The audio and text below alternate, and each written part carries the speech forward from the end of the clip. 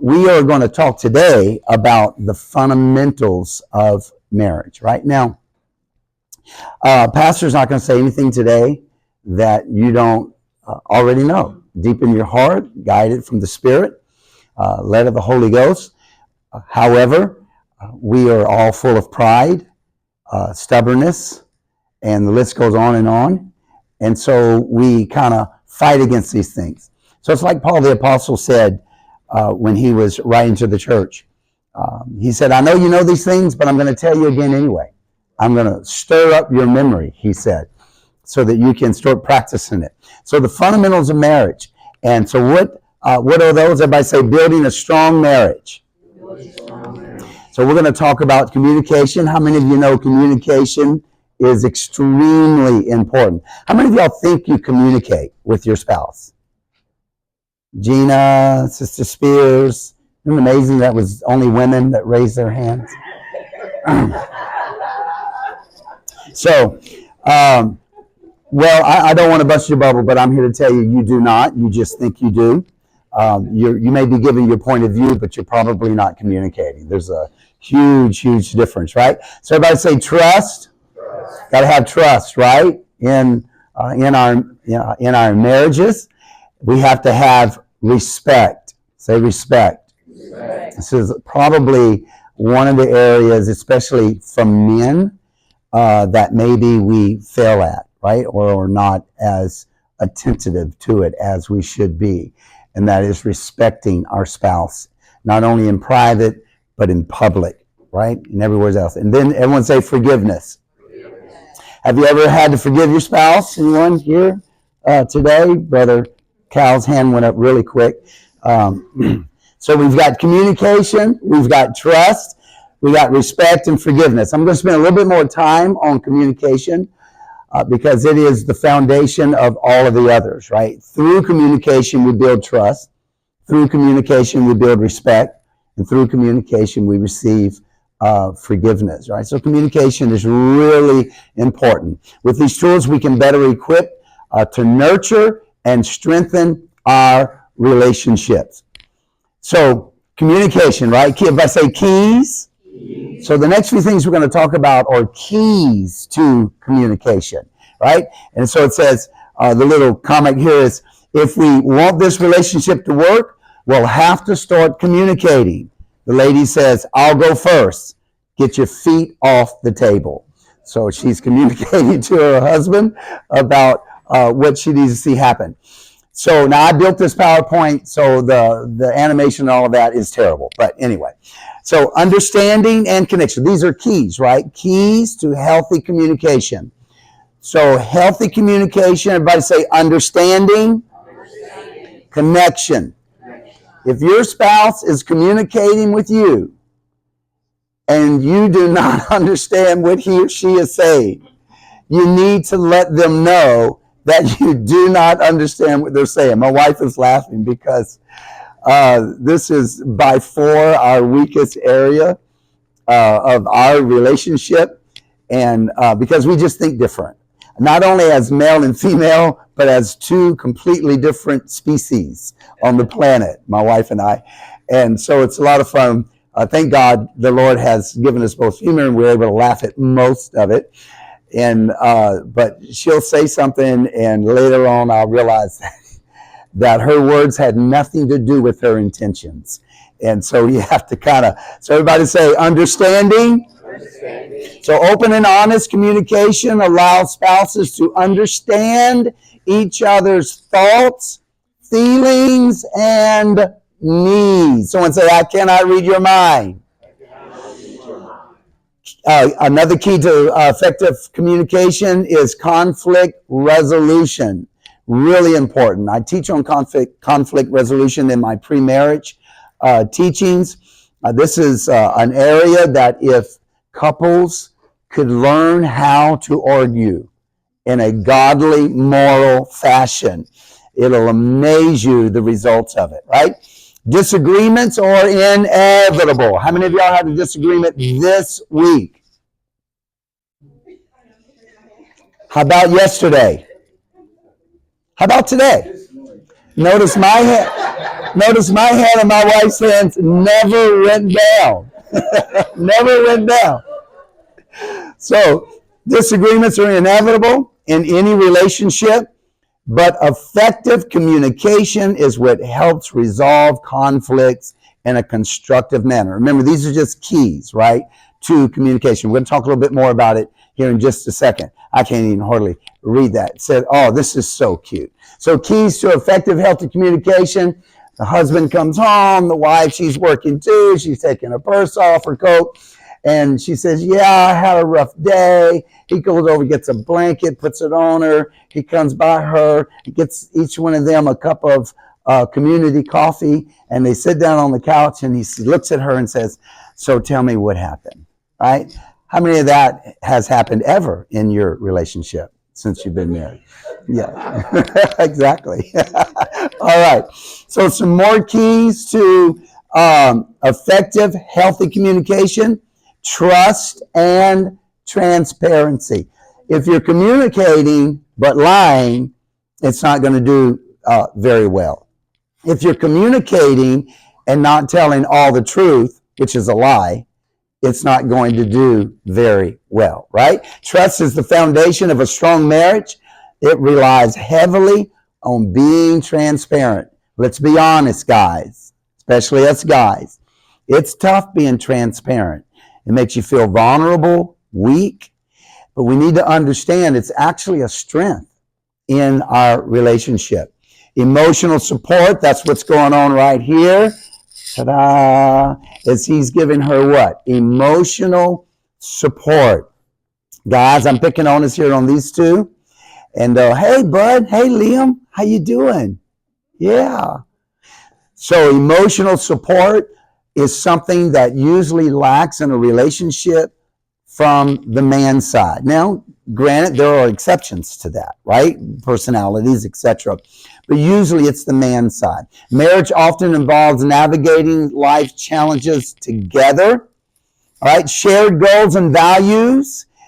This is something that can take years to build, but my wife and I worked on that, trying to find goals that we can share together, values that we share together. So partners need to communicate about their long-term goals, values, and aspirations. This is more important than you think. You get married to someone, and then wife wants to have 8 kids, and the husband doesn't want to have any. So a few years into the marriage, you find out he doesn't ever want a child, and the wife wants to have a family. That's a terrible place to find yourself in, right? So you should share these things. Keys to healthy communication. And then so they're operating on this guy, and the doctor says, and that is why we lift on 3. So it's communicate. They dropped him. So somebody lifted on 1, somebody lifted on 2. You can see the foot sticking up off of the edge of the table. And he says, that's why we lift on 3. So, everybody say quality time. Quality time. So communication isn't just about talking. It's about listening. All right? Takes both. Keys to an effective, healthy communication is will help us to prevent misunderstanding. So this is what communication, the things we're going over right now, is what communication does for you, right? So it will help us prevent misunderstandings. Misunderstandings can easily occur when couples don't communicate effectively. Effective and healthy communication will do what? Help us to adapt and grow together as a couple. The more we communicate, the more we understand our spouse. The more we understand our spouse, we can grow with them, we can adapt to them, and adapting is crucial. You have to learn as a man and a woman that when you come together with your spouse, you've married someone different, chances are great you married your opposite. Opposites do indeed attract. Anybody know why? And then they attack. Then they attack. Very healthy marriage over here. Okay, so Opposites attract because we see our weaknesses in our partner and we're attracted to that. So why does that eventually become dangerous? Because who wants to be reminded of their weakness every day when they wake up and look at their spouse in the morning? Because what attracted you to them eventually becomes a repelling away from you if you don't learn to adapt, right? Adapt. Okay, so respect. So communication will bring about respect and empathy. Open communication fosters respect and empathy for your spouse's perspective. So when you communicate, it will help you to appreciate your spouse's perspective, their viewpoint, why they believe things to be a certain way. So those are, and I should have done something I'm going to do here in a little bit. I should have listed those, and I did not. So I'm going to do this real quick. So everybody say communication. All right, let me go through this here. All right, so what do we have? We have understanding and connection, conflict resolution, trust and transparency. This is what communication brings into a marriage, right? When we communicate properly, we build trust, we build transparency, we build emotional support, we share goals and values, right? When we communicate properly, we create quality time. We prevent, for the most part, misunderstandings. We adapt and grow, and we build respect and empathy. Okay, so now we want to talk about the elements of effective communication, right? So communication, what we looked at is what it will bring into our relationship. So how do we communicate, or what are the important elements, things that need to exist if communication is going to be effective and healthy? Everybody say clarity. Clarity. So clearly articulate your thoughts and ideas, right? You have to make sure you understand one another. And I have learned that, so I just kind of got a percentage thing. I've learned that the first time my wife tells me something, there is a 90% chance I did not understand her. 90%. So since I've learned that, I repeat back to her what she said to me. Then I explain to her what I personally think she just asked me to do. And most of the time she just looks at me like, how could you not have understood what I just said? So everybody say clarity. Clarity. So articulate your thoughts, right? Use simple and straightforward language. Don't beat around the bush, but be simple in your approach. Make sure it's clear and it's being understood. Everybody say active listening. Well, first say clarity. Clarity. I'm going to learn. This is my first presentation, so I'll learn. I should have had clarity listed out there, listen as we go. Okay, active listening, right? Pay attention to your spouse without interrupting. You got that? Yes. Get that in your head. Shut up.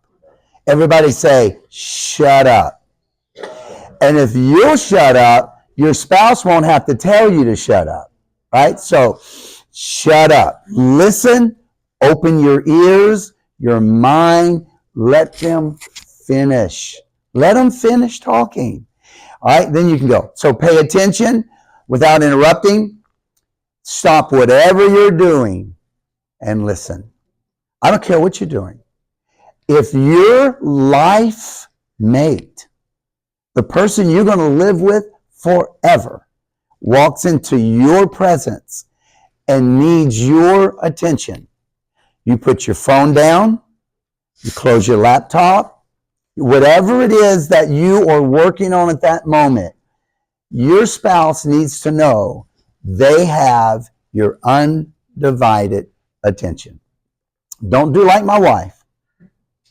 Don't ask a question, and while I'm answering, she's already going on to do something else. Because she got 9 things on her list, right? So I'm in the process of answering this question, and she's just walking out of the room, and I'm like, well, it must not have been that important of a question. I'm not sure, but so I'm just picking out because she's here. I would never say anything if she wasn't here. Okay, so stop whatever you're doing and listen. There's nothing that aggravates me more. We were somewhere, I don't even know where we were. I think it was one of the events at the house lately. And so there was 10 young people around a table, and half of them had their phones out, right? And so I picked on 2 ladies at the end, 2 young girls at the end of the table. I said, you guys know you're phubbing, right? And they just looked at me and they said, phubbing? What's phubbing? I'm an old man and you don't even know the new term. You don't even know what phubbing is. And that's your generation term. So phubbing is when you are sitting next to a human being that you can communicate with, but you have chosen to scroll on your phone. They term that phubbing. And if both of you are on your phone, it's called double phubbing. That's right. Those are actual words. Go look them up. They exist. They are brand new terms. And so I addressed them, right?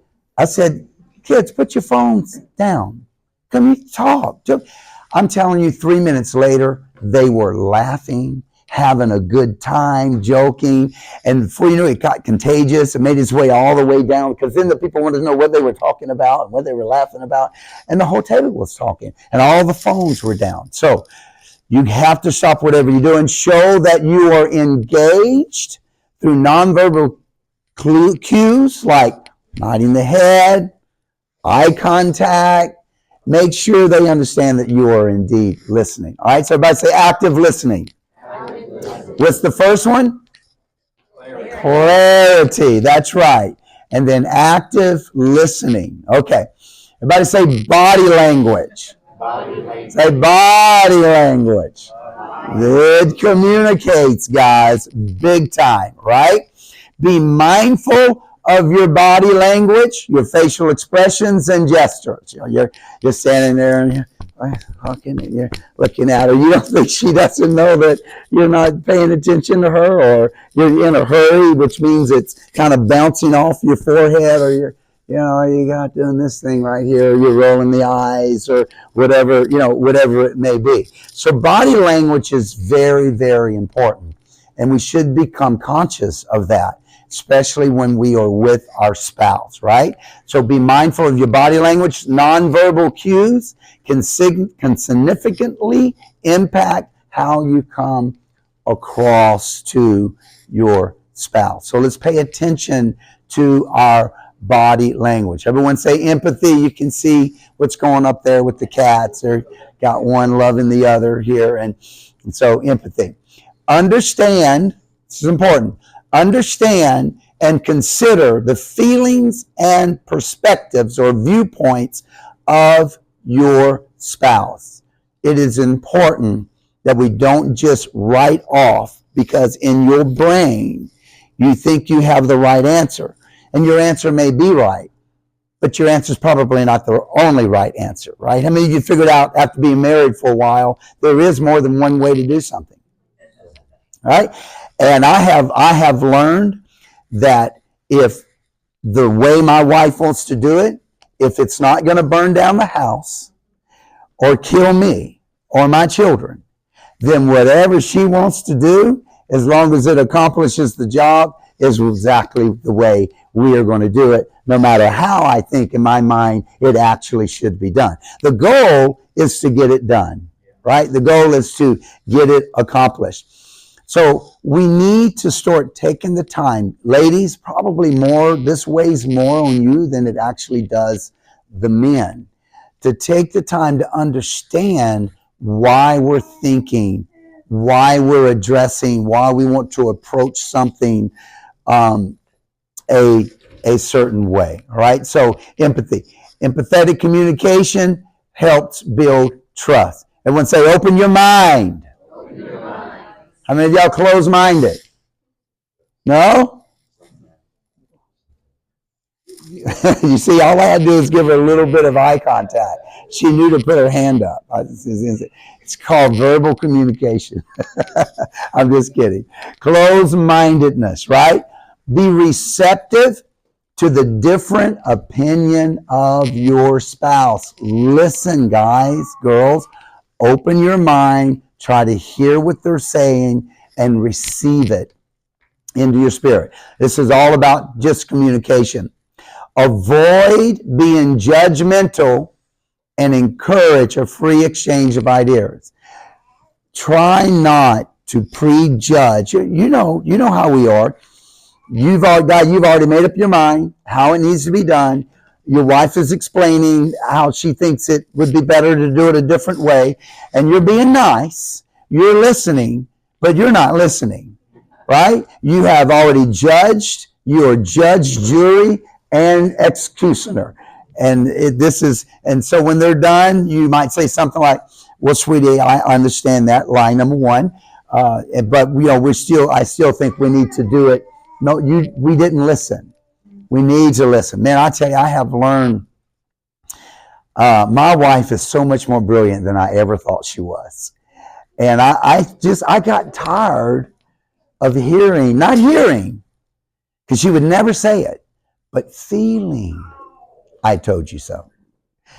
Just that feeling that kind of feels the atmosphere when the wife says we should do it this way, or have you thought about this? And in your mind you're going, that's the dumbest thing. Why would anybody think about that? And 3 minutes later you go, oh my Lord, I wish I'd have done it that way. That's exactly the way I should have done it. So I learned that my wife is actually brilliant.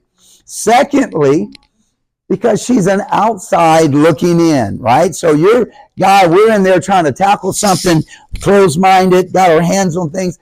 Your spouse is an outsider looking in on what you're doing. So they can give you a neutral perspective and probably come up with a better idea. So be open-minded, avoid being judgmental. Everyone say feedback. Positive, constructive feedback when necessary. When not, be quiet. But if it is necessary, you can give some positive feedback, right? Be open to receiving feedback. That's the tough part. When someone actually begins to speak to us about what we're doing or how things went, and use it as an opportunity to work on your marriage, improve your marriage, do better at your marriage, receive feedback. Everybody say adaptability. Tailor your communication style to the needs and preferences of the moment. We have to stop and take the time to say to ourselves, to kind of define the sensitivity of the moment. What is actually going on? And not be harsh when maybe we should be soft. Not be forward when we should be very careful how we approach certain things. And we need to learn to adapt to whatever it is. We all have certain personalities, right? So people that are laid back, there may be times that you need to be aggressive for whatever that may be. People that are aggressive, there may be times that you need to really control that and pull back and adapt to the situation. Be flexible in your approach. This deals with your personality. You've got to learn as a spouse to examine what's going on and not let your personality rule the situation. You have to adapt. As you're strong and forward, you may have to learn to soften your words a little bit. People say, well, that's just the way she is. Well, then she needs to adapt. Well, that's just the way he is. Well, then he needs to learn to adapt, so that we can be spouses together and build. Everybody say positive tone. Positive tone. Got my little loudspeaker up there going on, right? So positive tone. Use a positive and respectful tone, even when discussing challenging topics. The loudest isn't always right. Right? The most forceful isn't always right. And guys, we have to be careful that we don't exercise our God-given biblical authority sometimes just to overrule because we think we're right, etc. This is our wife, this is your husband. There needs to be respect even when the challenge is difficult. Avoid using aggressive or confrontational language. And we're not going to get into the love languages in any of this series, although I really love the love languages and I love temperaments. I think they're really important in relationships. But we do have to learn to choose our words properly. If your wife's love language is words of affirmations, she likes to be praised, she likes to be complimented, then you can hurt her the deepest in words, right? Because that's her love language. You're literally hurting her in her love language, or vice versa if the man's love language. So understanding the love language of your spouse is really actually very important and helps us in communicating. Everyone say timing. God's standing at the door wondering whether he should enter in or not. It's been a little heated. Should I try to handle it now? Should I wait? This is actually one of the things I had to learn as a pastor. When somebody would come up and say something to me, like, I'm going to handle this right now, right? So it's like pouring gas on a fire and just and I've learned that if you'll wait, let the dust settle so that you can handle it in a calm, intelligent, respectful way with your spouse, you're going to do a whole lot better. If we don't wait for the timing, then we're going to end up saying words, right, that we shouldn't say. Be aware of the context and the emotional state of your spouse when communicating with them. This is really, really important, guys. Okay, so that's communication. Everybody say respect. Respect. And this is an area that I think we kind of lose. We really lost in this generation. Why? Because our society, our educational system, our government, religious teachings, certain movements like feminism, all of these things have done what? They have removed respect from the hearts of people for one another, whether that is respect from to authority, a police officer, a government official, a teacher, whatever it may be, whether that is a parent. How many of y'all grew up that if you didn't say yes ma'am, no ma'am, you picked yourself up off the floor? Yeah, absolutely. How many of you walk around all day now listening to parents in the church, children and parents, even in the church, and the parent will say something, they'll say, whatever, the kid I'm talking about. Or they'll say, yeah, there's never a yes ma'am, there's never a no sir, they have removed respect. And this is something that only we as parents can develop in our relationships and in our families. And if you want your children to have respect, then you're going to have to give respect to one another as a husband and a wife. You have to respect one another, especially speaking to them, either to them or about them, or they're just in the crowd and you're in public. Respect is really, really crucial. So everybody say respect. Respect. Say communicate. That should be next there. So we have to communicate. We learned about communicate, and now we're going to learn a little bit about respect. You need to find yourself where you are on the respectometer in your relationship. Are we low? Just ask your spouse; they'll tell you. And so where you're at in that. So treat your spouse with respect and courtesy. Valuing your spouse's opinion and perspectives contributes to a positive communication environment. Remember, communication is the foundation of everything in a relationship. But respect is really important. Ladies, listen to me. One of the most valuable things your husband can receive from you is respect. If he feels you respect him and who he is as a person, he feels like he's Superman. He can conquer anything. He's not worried about what the woman across the aisle thinks. He's not worried about what anybody else thinks. He just wants to know what you think. Do you think good of him? Do you think he did a good job? Do you have respect? Do you speak well of him? Mutual respect. Understand the importance of mutual respect, fostering a healthy, harmonious. Everybody say respect. So continuing with respect. Respect brings what? Emotional safety. If we're having a problem, but I know you honor me and I know you respect me, I feel safe with you. I feel like we can handle this. We can deal with this. We can talk about this because deep inside, I know you love me and I know you respect me. You respect me for who I am in my labors, in my job. You respect me for who I am in my level of education and wisdom and understanding. You respect me in all areas of life. This is very important. And it's the same thing from a husband to his wife.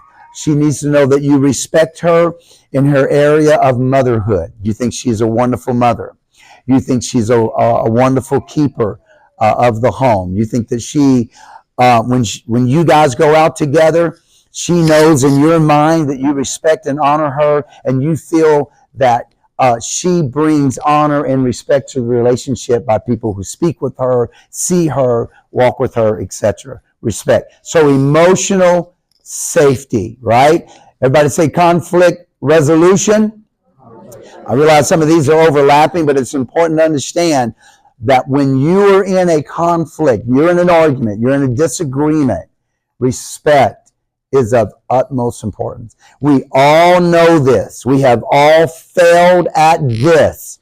It is in moments of disagreement that we say things that will stay with our spouse, maybe for the rest of their life. Because they'll have a difficult time saying, did he really mean it?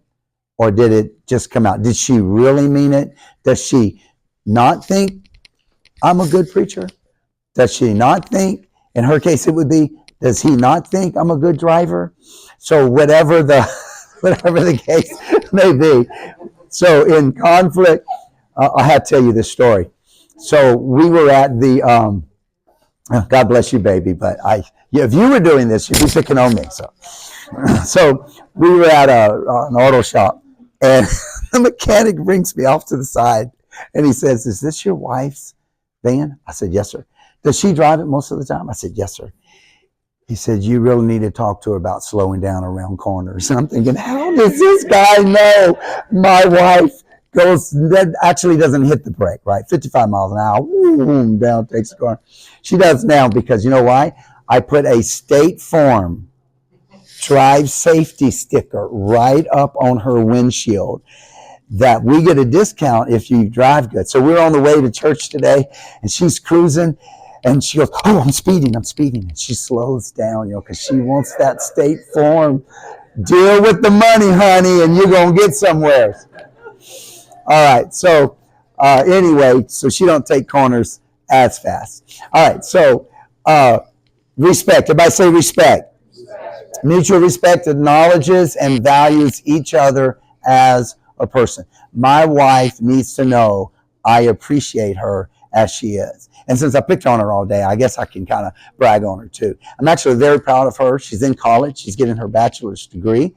And she is literally a 4.0 student. She has the highest grade point average at Urshan College at this time. In all of her classes, she's going to be valedictorian. I'm very proud of her. And she has not only doing college, but she's taken on teaching at a Connect group and doing fantastic. So she's coming out of her shell of intimidation, and she's just decided she's going to be a woman of God, that God has called her to be. And so I support her as much as I can in all of these things. And while she's in there writing a term paper, I'm in the kitchen washing the dishes.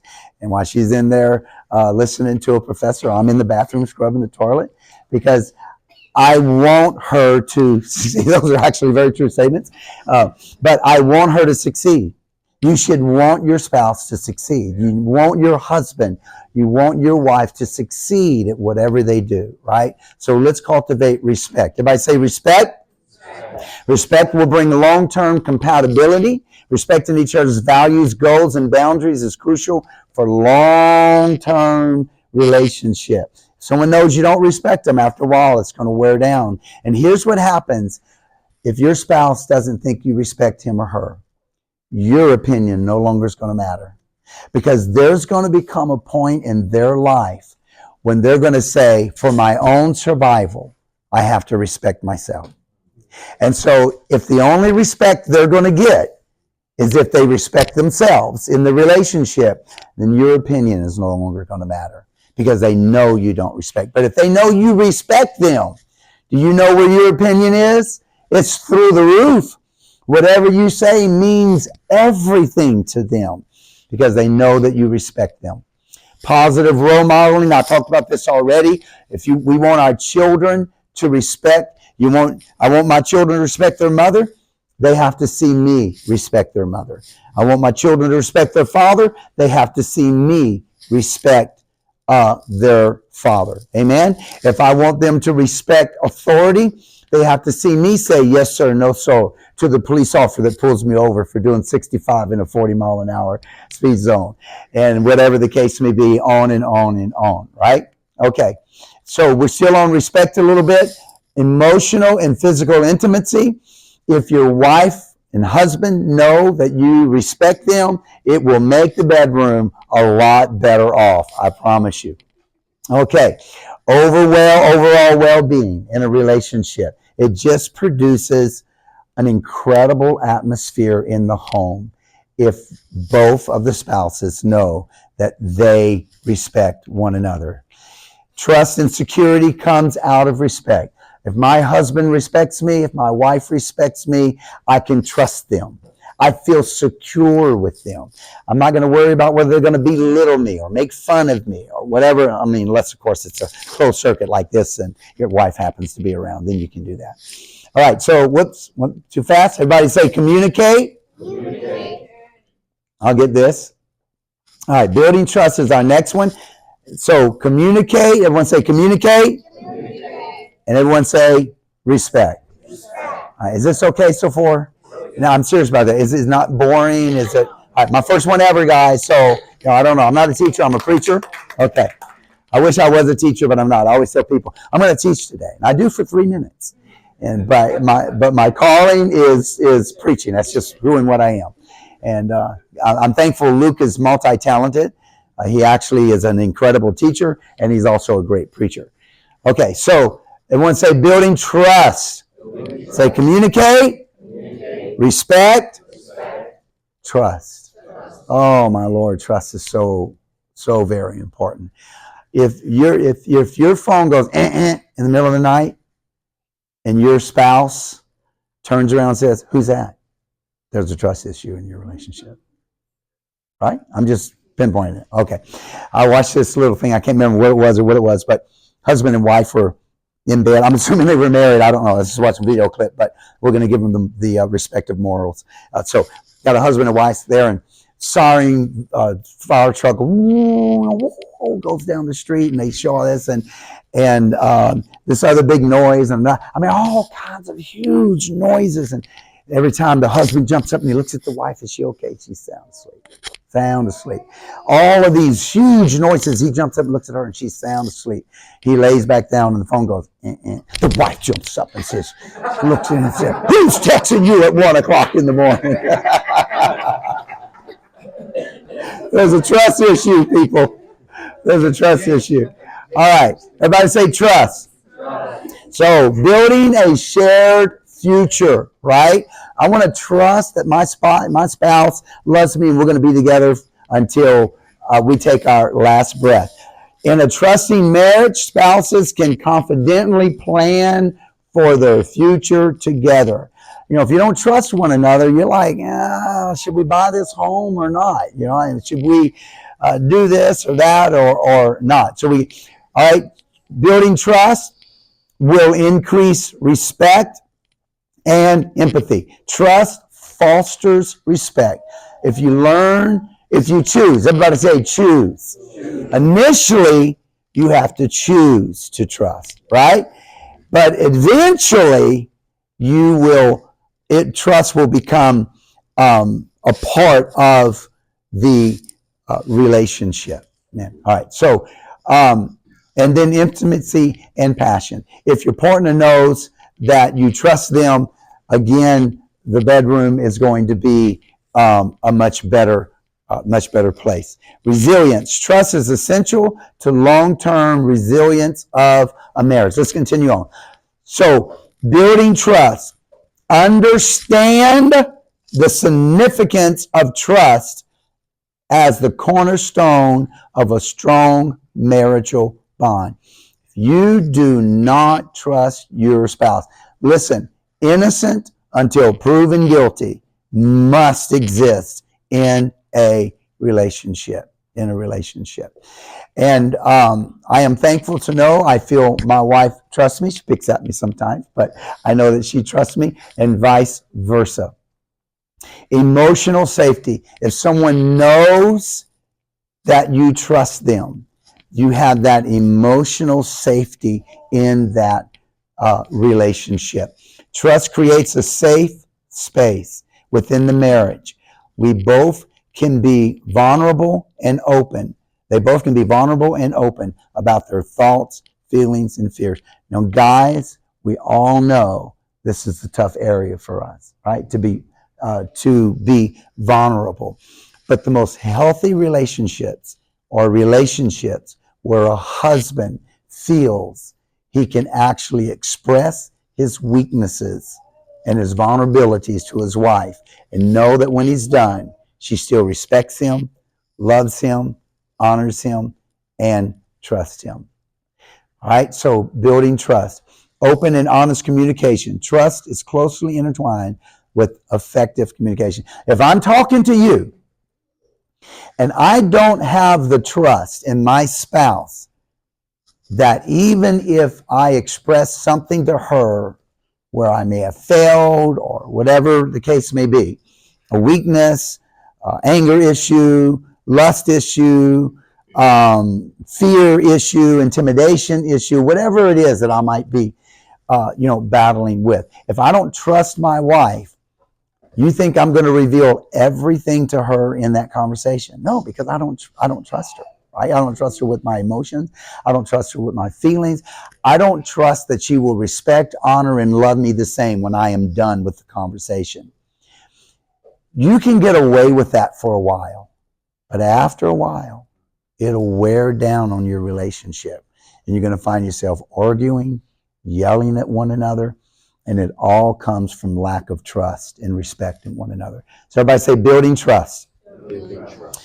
So building trust helps in conflict resolution. We already touched on that. If you trust one another, you feel safe in disagreement and come into a conclusion that's going to bless both of you. When you trust your spouse, predictability and reliability. Trust enables couples to rely on each other. When you trust them, you know they got your back. They're going to come through for you. How am I doing on time? 10:17. It's 10:17? Okay. This little guy's neat, by the way. In 10 minutes before I'm supposed to shut down, it's going to vibrate. You won't know that, unless I shake. But anyway. All right. Okay, so security and safety, right? If you trust that spouse, you feel secure, you feel safe with them, you can be vulnerable with them. It's tough. It's tough going through life, and you've got nobody that you can share your vulnerabilities with, your weaknesses with. That's tough. That creates a hard person. It creates a closed person. And this is what marriage is all about. God brings us together that we can be with someone that we can trust, and we can be open, we can be honest with them, and it builds a home, a place where we feel safe. So we can go out and be macho, in front of the guys, but when we come home, we can be real. We can be the real scaredy cat that we are, right? So trusting your spouse means feeling secure in the knowledge that they have your best interest at heart. Trust brings transparency. And A lot of times we'll say, well, I don't know if I should share that. I don't know if my spouse should know. Pray about it. Seek the face of God about it.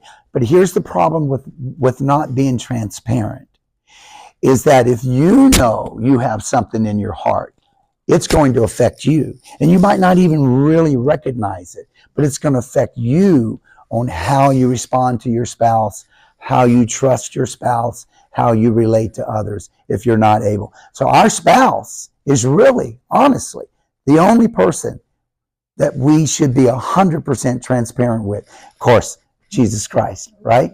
We should be one in them. Everybody say the power of forgiveness. The power of forgiveness. So what makes everything possible, right? The what? The communication, the respect, and the trust is forgiveness. I can be open in my communication because if I mess up, I know my spouse is going to forgive me. Why? Because she knows or he knows I love her, I love him, and I respect them, etc.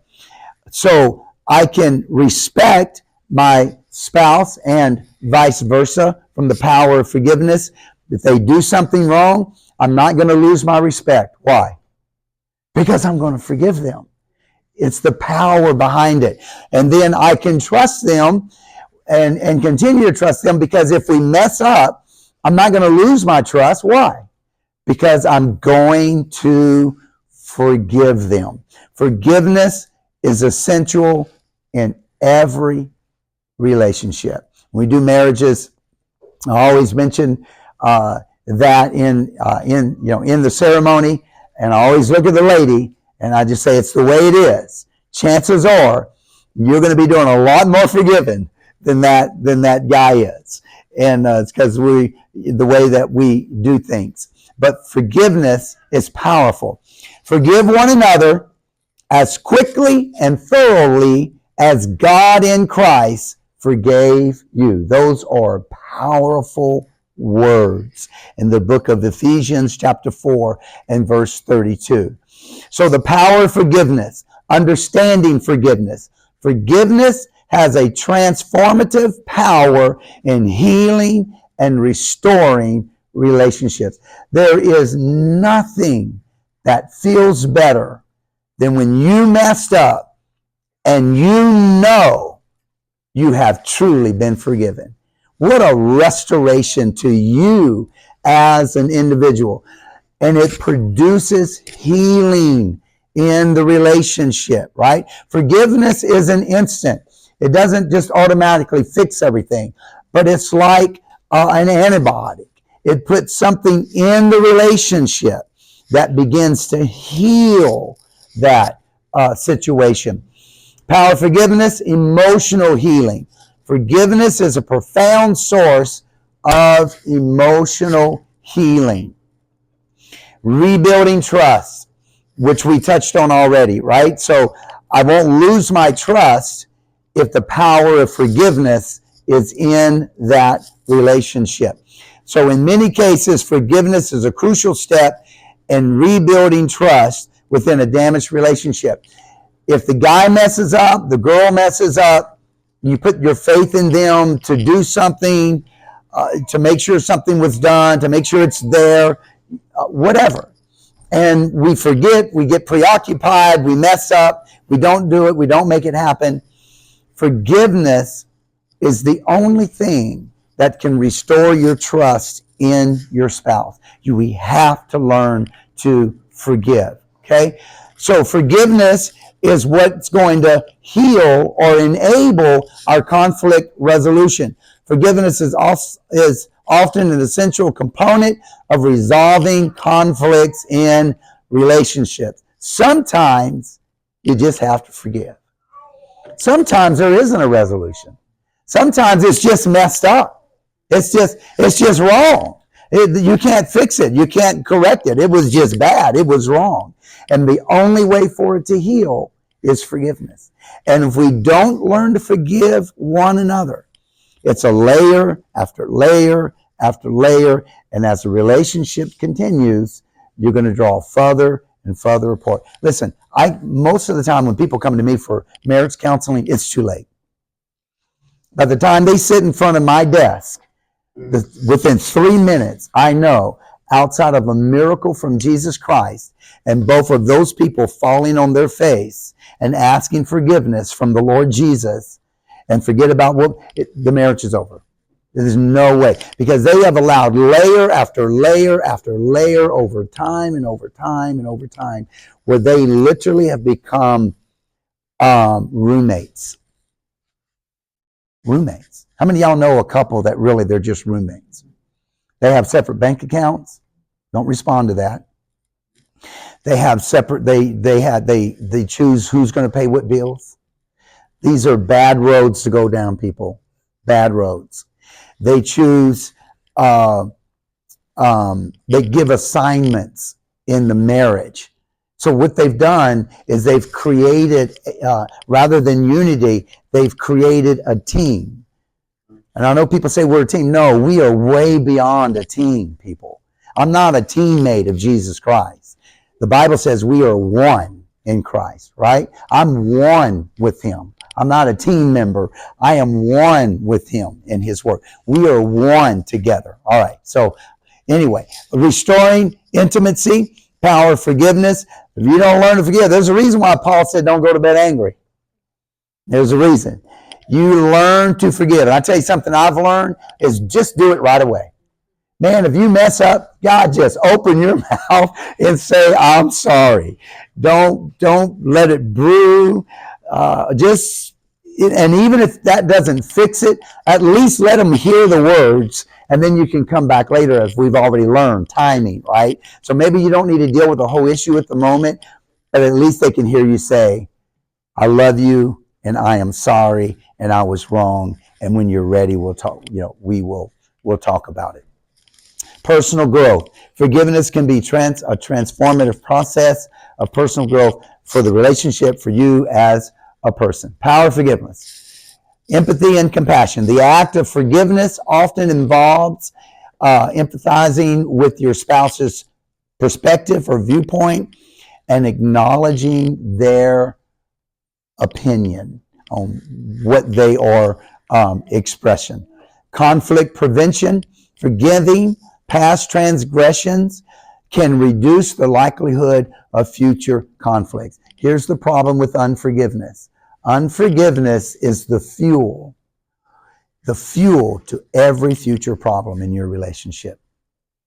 So you got a problem, you got the wood there, you could normally maybe handle it, but unforgiveness just throws gas on that fire and blows it out of proportion. So the longer you have unforgiveness in your heart, the more fuel you have to ignite future conflict, things that probably would not even been done. Fostering resilience. Forgiveness is a sign of resilience in a relationship. I promise you, Elizabeth and I are still married today because she had learned to forgive me every day of our relationship, almost, pretty much. I'm a jerk, guys. Most of y'all don't know that, but I am a terrible person. And my wife is the most loving, forgiving person on the planet. That's my daughter-in-law. She'll tell you. She'll nod with the affirmation. But I am working on it, working on being a better husband. We've been married 36 years. And I hate to say that probably it's only been the last 20 years of our relationship that I've really practiced these things. And it was my wife's love, honor, respect, submission, the list goes on, that enabled us to have a beautiful relationship the first 15 years. It wasn't me, I promise you. But God really dealt with me and began to work with me.